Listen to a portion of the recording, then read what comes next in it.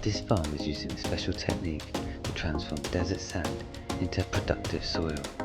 It's growing 60 different crops, it doesn't use any chemicals or machines, and it's all the work of one man and his students.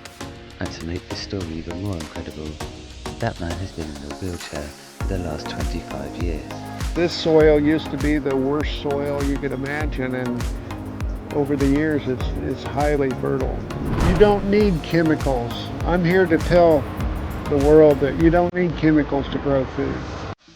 This is the home farm and garden of John Graham. He is a specialist in desert farming who uses a special method to turn desert sand into highly fertile soil. And he is one of the pioneers of the organic food movement. If you've ever bought organic food in the US or Canada, or anywhere else for that matter, it's partly because of him. Really, the cutting edge is working with nature, understanding the soil. People are accustomed to what they consider cheap food, but it's not cheap. I think it's just super important to learn how to grow food. John Graham lives in the desert region of Baja California in Mexico. It receives between 4 to 6 inches of rain a year, and the temperatures can reach as high as 40 degrees Celsius in the summer. The climate is dry and mostly subtropical, with the southernmost parts being tropical. Although rainfall is low, the Pacific Ocean provides some humidity and moderates the temperature. In this episode, we had the rare privilege to meet one of the world's top desert farmers, who has years of experience transforming lifeless, sandy, arid desert land into extremely fertile farmland. And he does it all by applying several special techniques which are considered some of the most productive ways to grow food. That's also far more nutritious and tastes a lot better than conventional farming methods. And it all comes down to a few simple steps that include a modified gardening tool, organic alternatives to pest control, and how his soil is prepared, all of which we're going to learn about today. So John is taking us to his new farm to show us what they're growing there and to explain the special techniques they're using to turn the desert green.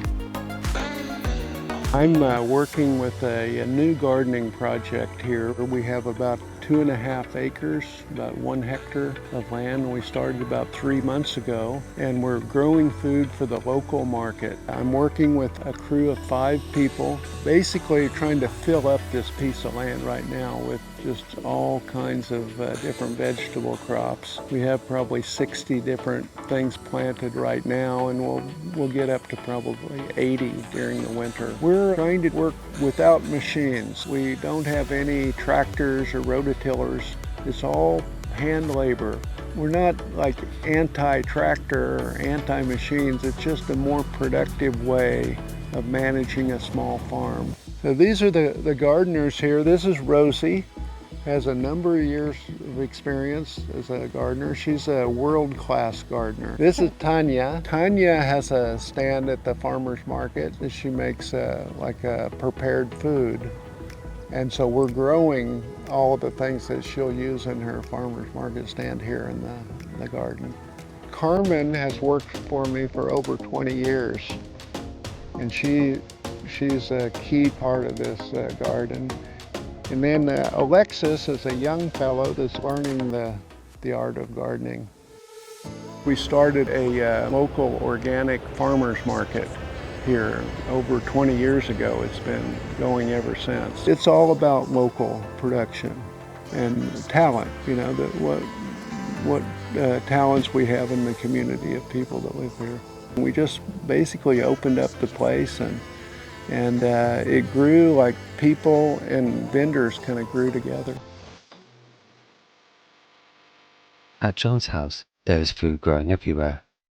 It is the headquarters for his farming operations. There is a seed bank to collect and store seeds. There is a specially designed plant nursery, and it's where food is prepared for market and deliveries. The entire property has been adapted with a system of pathways and ramps so that John can access everything in a wheelchair. We produce all of the seedlings for the big garden here. We grow them in these flats, and that just gives us control. We can control, you know, how many plants are being planted out, opposed to direct seeding in the garden. You know, that can be kind of risky. So this just improves the odds. And we plant continuously, like every week we're planting new things. We use a drip irrigation, and it's really in this climate and the sandy soil, the dry climate, it's really ideal system. We use organic pesticides like pyrethrum, it's a chrysanthemum flower pesticide. Also neem, these trees here are neem, and the seeds that make a biological pesticide. And then soap, we'll use like agricultural soap. And those are the main three things that we use, but we're observant to any kind of diseases, or if we have a problem, we'll rogue the plants out and plant a healthier plant. So we're constantly monitoring the garden to try to take care of pest problems, as they occur before they get out of hand. That's really the key. Now, another thing we do in the garden is we don't have any kind of monocropping. It's all mixed up. A bed might be 50 meters long and have 20 different crops in it. So by having a constant change, there's not like one whole area that's susceptible to one pest. It's very diversified, and we kind of minimize the pest problems by doing that. We have about 80 different vegetables and herbs. There's not a huge risk in failing. When you have 80 different crops, if one of them doesn't work out, that's no big deal. Most people, especially people beginning in gardening, worry too much about insects, I think. At least half of the insects are beneficial. So it's a matter of encouraging the right mix of life in your garden. Like yellow flowers attract certain beneficial insects, or they draw insects that instead of attacking your garden crops, they focus on the yellow flowers. They're distracted. Or like basil, for example, is very aromatic, and crops like that can repel certain insects. But there is also something else that makes John's farming so productive and able to change unfertile desert sand into highly productive soil.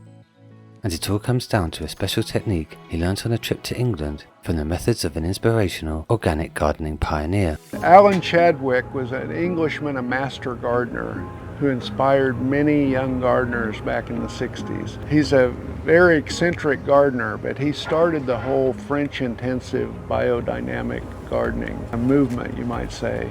And I was fortunate enough to, in England at Emerson College, to study under his disciples.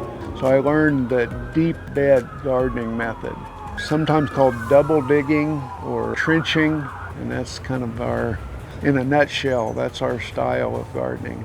The gardening beds are cultivated. Every 2 or 3 years we dig them, and they're like, say, over 2 feet deep, cultivated. And then we never walk on them. There's never any compaction. The beds are permanent. They're in continuous production. So when one crop goes out, we put another one in. And we try to maintain something growing in the beds all year round. We use 2 tools. So we use a gardening spade and a gardening fork.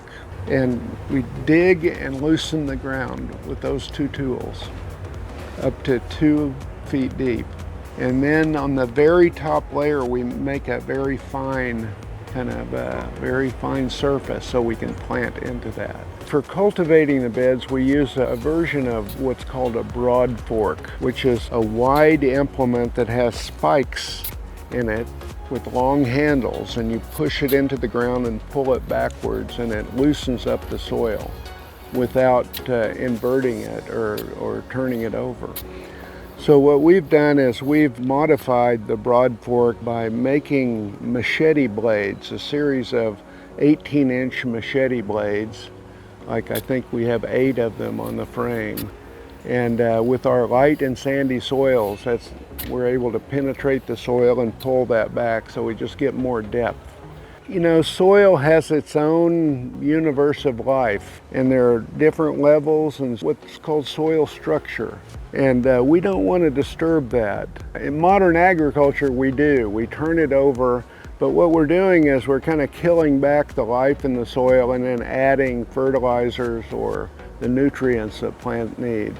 And the whole idea of loosening the soil without inverting it is to maintain the soil structure, but introducing air, and where air goes, water can go. So it just opens up the drainage and the aeration of the soil, and it makes an environment that roots can penetrate into that soil. And one of the concepts of organic agriculture is the soil feeds the plant. We don't feed plants. We take care of the soil, and the soil takes care of the plant. That's the concept. In order to raise the fertility of the sandy soil, John and the team are continually adding special ingredients to build up the life in the earth, which includes a recently discovered method used by ancient civilizations in the Amazon. We use compost. Compost is just an all-around good thing for soil, especially here because we have very sandy soil with low organic matter, and so the compost raises the organic matter. Scientists used to think that the Amazon was unpopulated before the Europeans arrived. But that turns out not to be the case. It turns out that the Amazon basin was densely populated, and along the rivers and tributaries of the Amazon, they found very rich black dark soil. In Portuguese they call it terra preta. It turns out that this is man-made soil. It isn't a naturally occurring soil. Part of that was using charcoal in the soil. The charcoal, which they call biochar, the charcoal is the char part, but the bio is it's inoculated with beneficial organisms. And charcoal has an amazing amount of pore space. If you look at it under a microscope, it's just full of pores. And so the charcoal can absorb beneficial nutrients and keep them in the soil for long periods of time. The carbon doesn't break down beyond the charcoal. It's pretty much a permanent thing in the soil. It also absorbs several times its weight in water, and so it helps retain moisture in the soil. The only difference between charcoal and biochar is the bio. So we grind up the charcoal and add it to compost. In producing the biochar, end product of that, or a byproduct, is ash. So we also use the ash in the compost because it's basically minerals. It's just the minerals that are left over from the burning. But we also use it in the garden as an ant control. Ants don't like ashes. We found that you can sprinkle ashes around plants that are attacked by ants, but it has to be dry. Once it's wet, it doesn't function in that regard. This soil used to be the worst soil you could imagine, and over the years it's highly fertile. Well, I was in a traffic accident driving up to the States probably, 25 years ago, and the car rolled, and I was luckily the only person that was injured, but I broke my back. And so I've been in a wheelchair since then, and everyone thought I couldn't really survive in Mexico, and they just wanted me to stay up in the United States, but I couldn't stand that idea. So I came back and just started here at my house, just building ramps so I could get myself around and kind of see what's going on. And I just never tried to let it be, or let me put it this way, be as little a limitation as possible. I try to do everything I can for myself, without asking for help. I just don't try to think about it too much. I have to, every day, one time or another, but I try not to let it slow me down too much. I guess I'm anything, maybe an example to others that are, have disabilities. Try to do as much as you can for yourself. Well, people are accustomed to what they consider cheap food, but it's not cheap.